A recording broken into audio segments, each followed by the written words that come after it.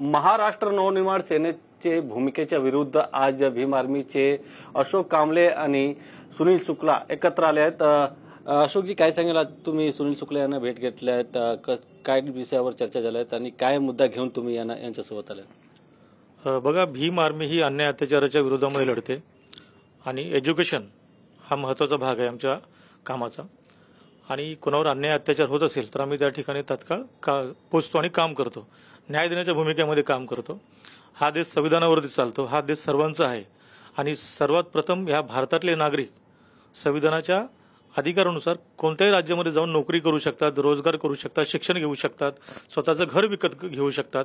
हा आपण प्रत्येक राज्यामध्ये एक विशेष भाषा आहे, भाषाशैली आहे, खानपान आहे, पोशाख आहेत, त्या सगळ्याचा सन्मान आपण केला पाहिजे। आणि जोही अगर महाराष्ट्रामध्ये वेगळ्या राज्यातून येत असेल तर आले तो शिकणार नाहीये आणि त्याला एक वेळ दिली पाहिजे, त्याच्याशी मैत्री केली पाहिजे, मैत्री करून त्याला सांगितलं पाहिजे हे हा भाषा आहे, ही मराठी भाषा आहे आणि तुम्हाला शिकवावं लागेल, मी तुला शिकवेल तुला येत नाही तर। आणि हे बोलत कोणी नाहीये, हा तुला मराठी येत नाही सगळं कानाखाली वाजवणार। आणि तो कोण असतो? एक सिक्युरिटी, जो 10,000 12,000 15,000 पगार असेल, त्याच्या घरी मुलं आहेत, त्याची बायको आहे किंवा तो कुटुंब सोडून आला असेल, तो इथं पोट भरण्यासाठी आणि इथून पैसे तो तिकडे पाठवत असतो। अशा व्यक्तीचा अगर अपमान करता आणि त्यांनी उद्या आत्महत्या केली, त्याचा जीव गेला, तर राज ठाकरे किंवा त्याचे कार्यकर्ते त्याचं कुटुंब सांभाळणार आहेत का? त्याला तुम्ही प्रेमाने जवळ घ्या ना। आता मी कुठेतरी एक येताना मीडियावर बघितलं, मला वाटतं उद्धव ठाकरे व त्या पक्षाचे कार्यकर्ते कोणीतरी होते की आम्ही मराठी ज्यांना शिकायचं असेल त्याच्यासाठी आता आम्ही शिकवून सुरू करतोय। स्वागत आहे याचं, प्रेमाने शिकवा ना तुम्ही। आणि राज ठाकरे हे दलित विरोधी आहेत, अॅट्रॉसिटी कायद्याच्या विरोधामध्ये काम करतात, संविधानाच्या विरोधामध्ये काम करतच आहेत। आणि सर्वात मोठी गोष्ट, तुम्ही छत्रपती शिवाजी महाराजांचं नाव घेता, ज्यावेळी सोलापूरकर पुण्यामध्ये छत्रपती शिवाजी महाराजांचा अपमान करतो, डॉक्टर बाबासाहेब आंबेडकरांचा अपमान करतो, इथले जे पहिले राज्यपाल होते ते महात्मा फुलेजी आणि त्यांच्या आपल्या सावित्रीबाई फुलेंचा अपमान करतात, त्यावेळी राज ठाकरेंना ते मराठी नव्हते का? मग त्या देशाचे महापुरुष नाहीत, ते तुमच्या आमचे सर्वांचे दैवत नाहीत, त्यावेळी राज ठाकरेंचा त्याचा पक्ष कुठे होता, कुठल्या बेळामध्ये लपला होता? म्हणजे एक सिक्युरिटी गार्ड ज्यावेळी दिसतो तुम्ही मारता, राज्यपाल दिसतात, सोलापूरकर दिसतो आणि आता प्रशांत कोरोटकरला जामीन मिळालाय, त्याच्याबद्दल काय भूमिका? यांची काहीच भूमिका नाही। आणि आम्ही ज्यावेळी भूमिका विचारतो किंवा फेसबुकवर पण आम्ही जाहीर भूमिका विचारतो, ह्यांचे कार्यकर्ते ज्यांना कुठलाही कॅडर नाही, कुठलीही शिकवण नाही, कार्यकर्ता हा कसा असावा, त्याचं एज्युकेशन काय असावं, एका कार्यकर्त्याचं काम करण्याची पद्धत काय असावी, काय माहिती नाही, फक्त आदेश दिला जाऊन ठोका। आणि त्या एका कार्यकर्त्याला बाकीच्या लोकांनी मारलं। जसं उदाहरण देतो, अमोल मिटकरीच्या वेळी अकोल्यामध्ये एक कार्यकर्ता दगावला, काय केलं राज ठाकरेंनी त्याच्या कुटुंबासाठी? त्या कुटुंबाला दत्तक घेतलं, त्या व्यक्ती गेल्यामुळे त्याच्या कुटुंबाची जी आर्थिक नुकसान झाली हे भरून देणार आहेत का? त्याच्यामुळे मी मनसेच्या कार्यकर्त्यांनी विनंती करेल की आपण ही हिंसा करू नका। हे आपले नेते आहेत, माझे नेते आहेत ना राज ठाकरे, मी मानतो ना त्यांना, पण चुकीचं काम करत असेल त्या भूमिकेला आमचा विरोध आहे। त्याच्यामुळे महाराष्ट्रातील जे काही मनसेला मानणारा वर्ग आहे तो वर्ग कमी झालेला आहे। आणि हिंदू मिलला ज्यावेळी बाबासाहेबांच्या स्टॅच्यूचा विषय निघाला होता तर हिंदू मिलला विरोध केला राज ठाकरेंनी, पुतळा बसवायचा नाही। मग त्याच वेळीपासून ह्यांचे एकही आमदार येत नाहीये। आंबेडकरवादी जेवढे कार्यकर्ते यांच्या पक्षामध्ये होते सगळे आज त्या पक्षाच्या बाहेर आहेत आणि त्यांची दुर्दशा तुम्ही बघताय। काही नाही, यांची चुनाव चिन्ह जाण्याची वेळ आलेली आहे। आणि ज्यावेळी तुम्ही सत्यासोबत राहत नाही आणि असत्यासोबत जातात त्यावेळी अशीच घटना तुमच्यासोबत होते। आणि सुनील शुक्लाजी कुठल्या जातीचे आहेत, कुठल्या धर्माचे आहेत हे मला घेणं देणं नाही।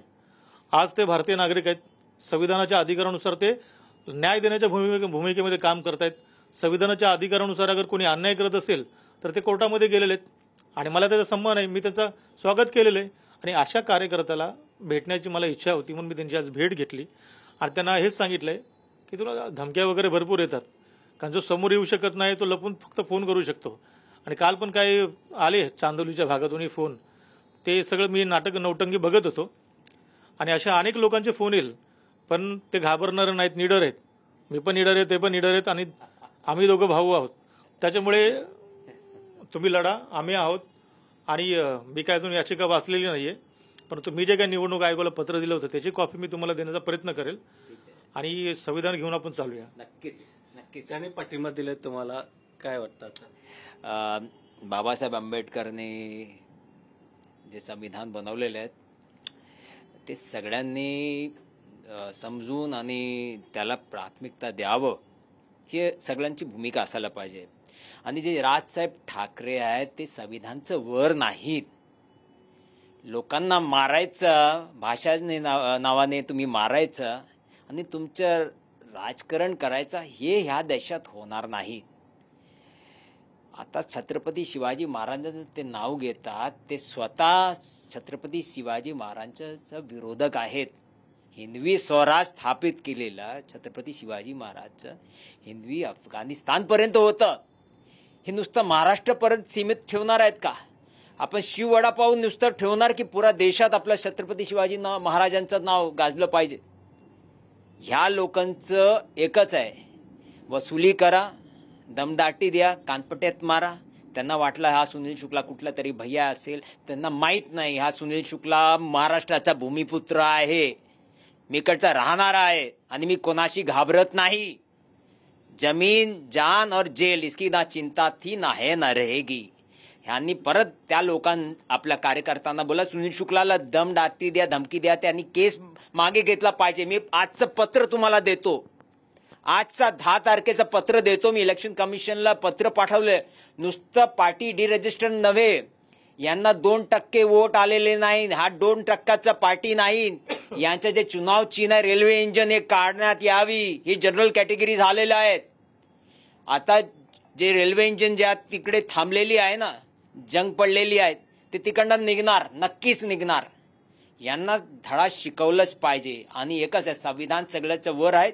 मी कोर्टात गेलो आहे, मी कोणाच्या कानपट्टीत मारलं नाही, मी कोणाला धमकी देत नाही.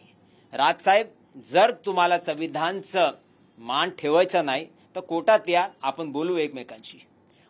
भीम आर्मीचे आले काय यांना? माझे भाव माझ्याकडे आलेत. 1 और 1 11 होता है. ठीक आहे, तर हे ताकद आहे, हे भीम शक्ती आमच्या सोबत आहेत आणि आम्ही याचं स्वागत करतोय. आणि काही गरज पडलं ह्यांना किंवा मला, आम्ही एकत्र उभा राहू आणि देशाचं संविधान ह्याला आम्ही टिकवू. कॅमेरामॅन नरसिंगसह गोविंद ठाकूर, TV9 मराठी, मुंबई.